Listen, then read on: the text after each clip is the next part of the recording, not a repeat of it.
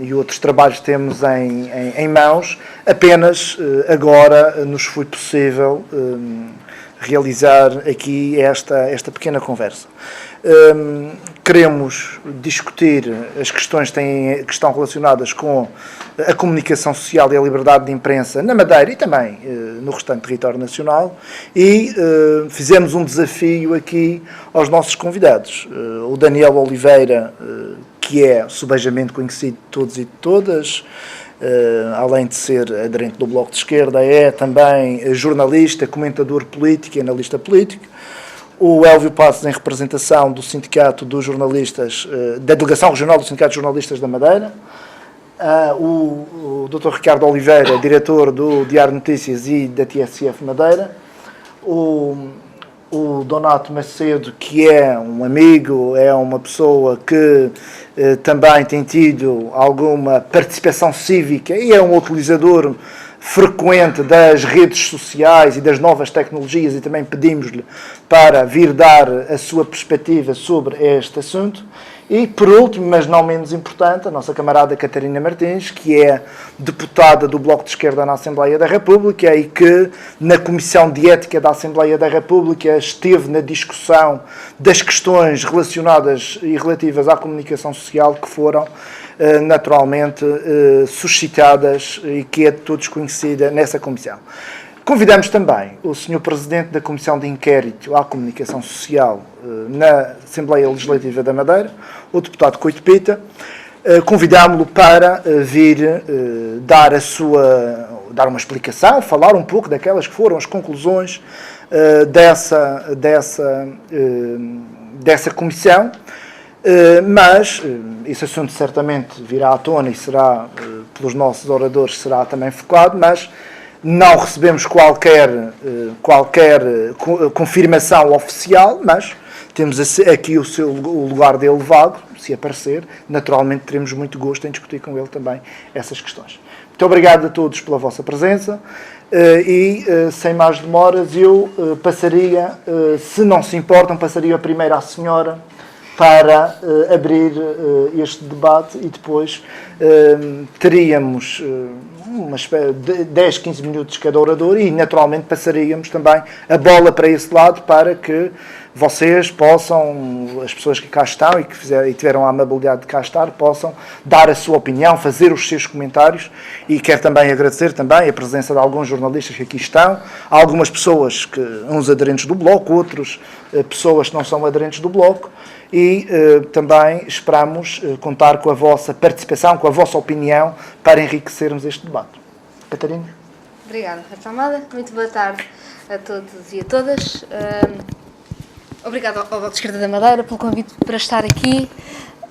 Não é a primeira vez que estou na Madeira para falar de liberdade de imprensa e da comunicação social. Seria bom que não fosse tão importante discutir a liberdade de imprensa e a comunicação social na Madeira. A verdade é que estamos a viver na região uma situação de tal forma grave que falar de comunicação social e de liberdade de imprensa é uma necessidade essencial da ideia de democracia e da possibilidade de a democracia existir em todo o nosso território, como é suposto e como a nossa Constituição prevê. Na Assembleia da República, nesta legislatura que chegou agora ao fim, que está agora a chegar ao fim, debateu-se a comunicação social na Madeira com audições. Pela primeira vez isso aconteceu. E eu começava por dizer a estranheza de nós pensarmos um país que não tem de ser todo ele democrata, não tem de ser todo ele plural, pode ser só em parte.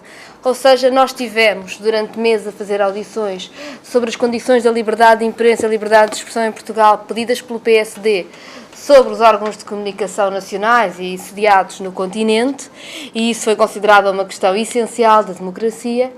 E quando se chegou à altura de discutir então a realidade da Madeira, o PSD na Assembleia da República achou que isso não tinha, obviamente, qualquer importância e que não deveria ser discutido.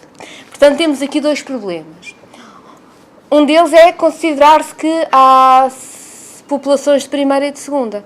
Ou seja, há aquelas populações que estão abrangidas pela Constituição e por uma imprensa democrática e plural, que é um garante do próprio regime democrático, a Assembleia da República tem uma voz a dizer sobre isso, e depois consideramos que há uma parte do território que é mais ou menos uma parte de segunda, se eles gostam assim de deixar estar, então se ali não há bem democracia, não há problema.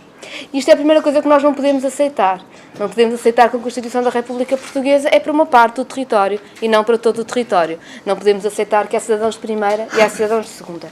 A outra tem a ver com a importância que nós damos ao que é a liberdade de imprensa na forma como se desenha a democracia.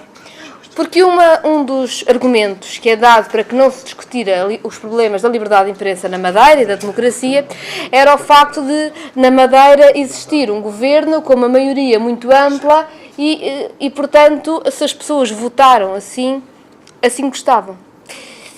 Que é uma ideia um pouco reduzida da democracia.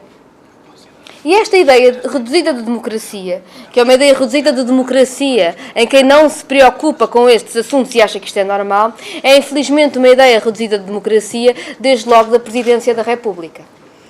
Porque o primeiro órgão que tem a obrigação de fazer cumprir a Constituição em todo o território seria o Presidente da República.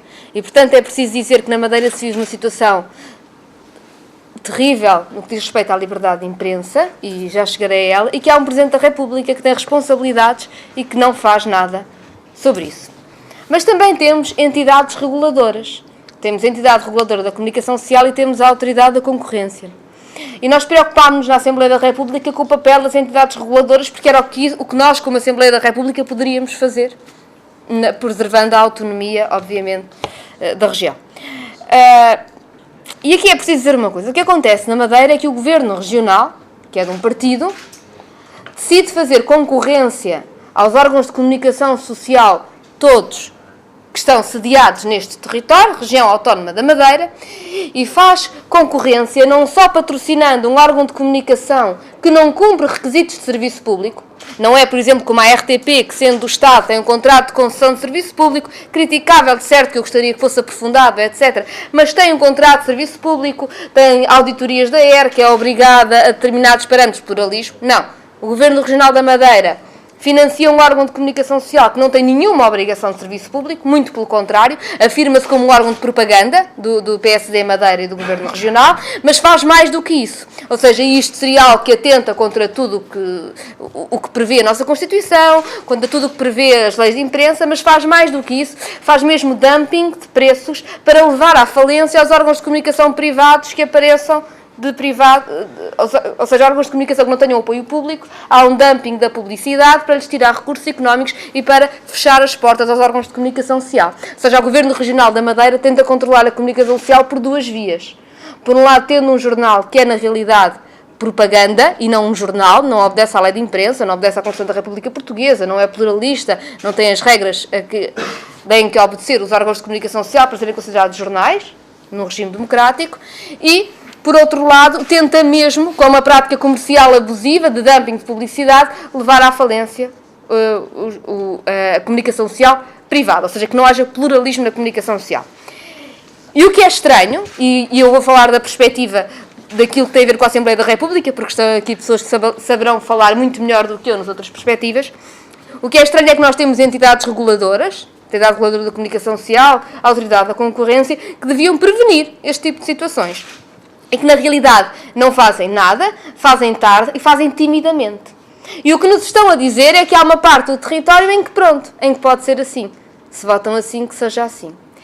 Eu fui convidada para falar, por estar na Comissão de Ética, Sociedade e Cultura, como os outros partidos, numa cerimónia da ERC, sobre o que é isso da regulação da comunicação social e porque é que ela é necessária. E o exemplo que eu dei é um exemplo um pouco simplista, mas vou dá-lo, que julgo que depois mostra bem esta perversão de se achar que é no momento do voto que está a democracia e não em tudo o resto que constrói a democracia. Também no momento de voto, mas não só no momento de voto. Quando nós elegemos o delegado de turma na escola de primeiro ciclo do ensino básico, conhecemos os nossos colegas todos de turma, conhecemos os professores com quem contactamos, conhecemos a escola toda. Temos os dados todos. Não precisamos de comunicação social para nos dar dados nenhuns. Sabemos o que é que faz um delegado de turma, sabemos como é que as pessoas se relacionam umas com as outras e votamos no delegado de turma. Quando chegamos à universidade já é mais complicado, por exemplo, escolher uma associação académica. As universidades são grandes, divididas em polos, em sítios diferentes, é muito provável que uma pessoa que estude num polo nunca tenha ido ao outro polo, os professores são muitos e de cursos diferentes, e portanto já é bastante complicado fazer escolhas. Por isso é que também nas associações académicas, com todos os defeitos, algumas, umas funcionam melhor que outras, mas organizam-se debates, fazem coisas. Quando chegamos ao país e ao que nos interessa, nós não nos conhecemos todos uns aos outros pessoalmente. Não dominamos todos os temas de uma maneira técnica, não sabemos todos quais são as propostas que uns e outros têm.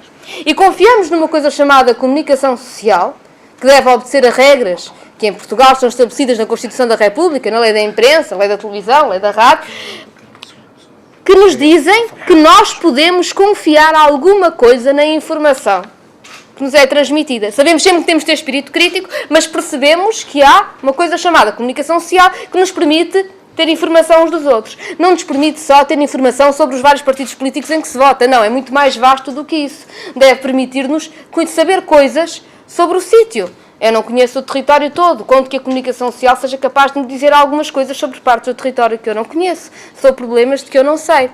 E, portanto, quando nós achamos que isto da comunicação social não interessa, que pode mandar na comunicação social e ditar as regras que quiser à comunicação social, quem ganhou votos, estamos, no fundo, a perverter aquilo que é a democracia. Porque estamos a dizer que não precisamos de nos conhecer uns aos outros, que não precisamos conhecer as propostas uns dos outros, que não, podemos viver em ciclo fechado e vicioso. E por isso é que há regras. E as regras têm de ser cumpridas. E não estão a ser cumpridas. Nós, na Assembleia da República, temos falado destes assuntos, temos sentido muito desconforto. Eu confesso que acho particularmente insustentável a posição do PSD, que assume uma posição quando se fala do continente, assume-se outra posição, ou dos Açores, assume uma posição diferente quando se fala da Madeira. Precisamos, acima de tudo, de um pensamento crítico e de ser exigentes. Precisamos de uma exigência para com quem nos representa, nos vários sítios. Precisamos de uma exigência com quem nos representa como Presidente da República. E vou calar-me, vou só pegar onde comecei, que é há alguém que tem realmente responsabilidades que a Constituição seja cumprida em todo o território. E essas responsabilidades têm de ser assacadas. Temos que ser sérios naquilo que nos comprometemos a fazer.